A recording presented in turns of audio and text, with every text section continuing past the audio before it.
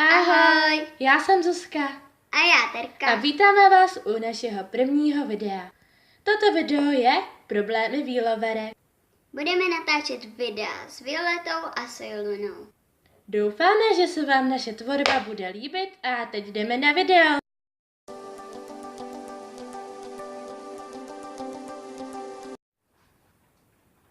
Tak, kolik mám peněz? První problém výloverek, posměch. Ona čte knížku s Violetou. To je tak trapný. Co si o sobě myslíš? Jdi do 3. třídy, co děláš 6. No a ta kabelka. Takhle se nebudeš líbit ani žádnému klukovi. Navíc Violeta je pro malý děti. Konečně doma. Kolik je asi hodin? Druhý problém výloverek, nechápavá máma. 6? Začíná Violeta. Co? Mámi, co tady děláš? Koukám se na zprávy. Ale já se potřebuji dívat na Violetu. Teď začíná, Na já co? to nestíhám. No na Violetu. Já na tuhle svorku, jo. No, Teď se na ní podívej, jaká a je. co s ní je? Podívej se. Radši se pojď dívat na zprávy, a víš, co se děje ve světě. Ale mami, já to nestihnu. Nezajímá.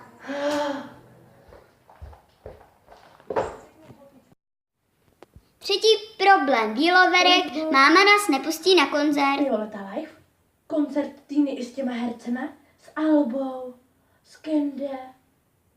S Chorchem. Kde to je? V Krakově. Ve Varšavě. V Krakově je to nejblíž. Tak 5 hodin. Ale já tam musím. Splnil by se mi životní sen. Já se musím zeptat mamky. Mami? Můžu se tě na něco prosím mě zeptat? No, povídej. Znáš Violetu, jak se na ní každý den dívám v televizi? Neznám. No a ona bude mít koncert, ta herečka, tak jestli bychom tam nemohli jet. Prosím! A kde má ten koncert?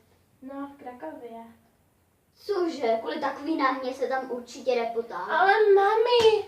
Žádný řeči. Doufáme, že se vám dnešní video líbilo Dejte like, koment nebo odběr. a my se prozatím loučíme. Ahoj!